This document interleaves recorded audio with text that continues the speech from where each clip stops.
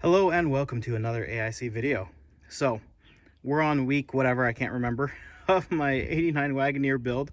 I've skipped some weeks in there, so this is like update 11 or 12, something like that. I've thrown in some other videos, but we are getting super close, as you can see. So first things first, that's not on because my horn wasn't working. It wasn't working because they weren't plugged in. I plugged them in and they just started screaming, come in, and the plunger that's under here was stuck in, so I fixed that part, but then it's missing the plastic ring that's supposed to kind of hold it up. And so without that, it's sitting here just fine, but with that on there, I guess the weight's enough to push in on the horn. So I have a new one coming, so that should be here possibly even today, so that might be on. Mail hasn't showed up yet today. I got my new seats in, got my Corboos. They're ridiculously expensive. They're super, oh my goodness, so comfortable. So comfortable. We do have a slight problem. They're not perfect. Problem number one is they sit a bit high, but I noticed that they have these washers here. And what I'm going to do is I'm going to try to drop it off the washers, at least on the driver's side, so it gives me a little bit more headroom. So I don't know if it will fit not on the washers. Obviously it came this way from Corbu, so they may think it needs to come this way, but we're going to remove it and see. On the passenger side, there's some fitment issues over there as well. Let's go around. You can see right here, I had to cut the plastic that covers the seat belt retracting mechanism, and it's still interfering slightly. I'll need to do a little bit more trimming, but this is as far back as the seat will physically go because it actually contacts, it's hard to see from here, but it contacts the seat belt piece. So I can't push the seat over any further that way. It also is on washers, but I probably won't drop this side because I don't think it'll fit, period, on this side. On the other side there's might be enough clearance, but on this side there absolutely isn't. So this is probably going to stay on the washers. I'll drop the driver's side and just see. The head unit's in for the radio.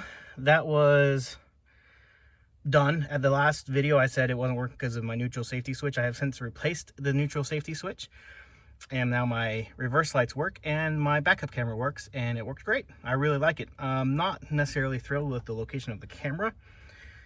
I'm gonna have to mess with that and kind of dig around and see where the best location for that camera will be. But it's fine where it's at right now because it ain't moving. So what else have I done? Under the hood, I've done a lot of work on the cooling system. I had a lot of little leaks. It was leaking there. It was leaking here. It was leaking here. It was leaking up under here. It was leaking down there. And now all the hoses have been replaced and no more leaking. So that is awesome. That took me longer than it should have because I ordered the parts and they took forever to show up.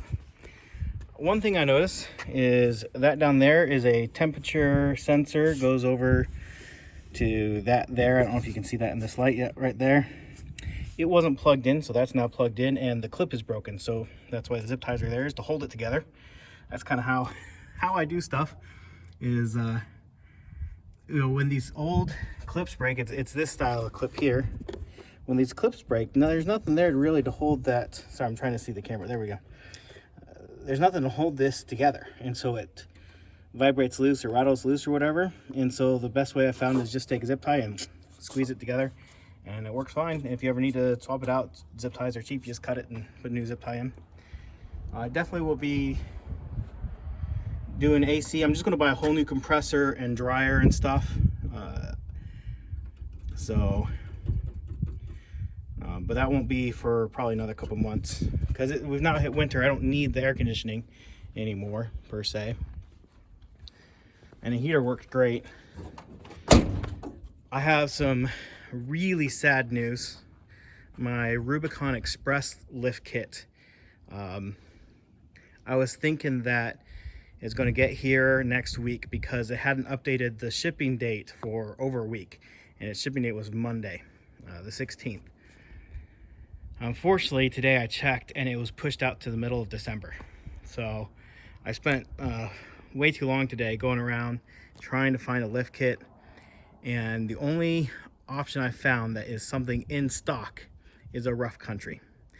And before I spent the money, I did a lot of research because Rough Country doesn't necessarily have the best name, but I know that they have done a lot to improve their kits the last few years, and supposedly the big improvement that they've made is on the shock. So they have a new shock, and supposedly that's a lot better and should give a quote-unquote factory ride. It is only a 3-inch instead of a 3.5-inch lift, so I'm not thrilled about that. But if I really need that extra ½ inch or whatever, I could throw a puck up front and a longer shackle in the back. I may end up having to put a shackle or a helper spring in the back because I have that bumper. I'm afraid it might sag. We'll see. I heard with the Rubicon Express 3.5 that the back sat a little bit higher, closer to 4 inches. And so I was thinking, well, with the rear bumper on there, it'll bring it back down to 3.5. I've heard that the Rough Country sits true to the 3-inch. We'll see. I'll be doing some measuring before we put it on there, and after. Obviously, it's already, the car's basically sitting on, the springs are inverted, like they're just an arch, an upside down arch, or not upside, they're just an arch right now. And so it's going to be a big improvement over what it is. The real thing is make sure that we don't have any rubbing or contact when we shouldn't. What else? I think that's it for right now. I mean, I've done a lot of little things, like I said, but mostly just waiting for my lift kit. I'm going to mess with the seats today, but oh, I wanted to show you running. That's what it was. I knew I was missing something. So after all the work I've done, I've kind of, let's go ahead and start it up. When I first bought it, it kind of ran poorly at idle. Starts up fine and seems to idle just fine.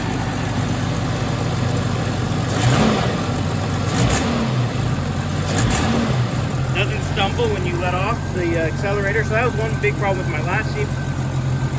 Even after a lot of work I threw at the engine, you go to accelerate, and when you let off the gas, it would stumble and choke and almost die, and sometimes it would die. This engine doesn't seem to have that problem now. It did when I first bought it, but that seems to be gone away. It runs smooth, it runs nice. I'm going to let it warm up and make sure the battery stays charged.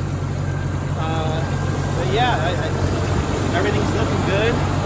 Got my lights on there. Got my track bar and my dual stabilizers installed. And really the last thing is that lift kit. I'm sure there's definitely more that's going to come up along the way.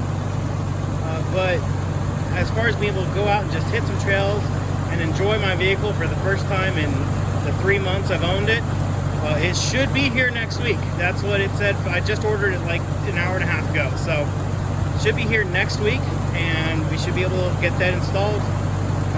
Probably not by next weekend, because it's supposed to be here like Wednesday or Thursday.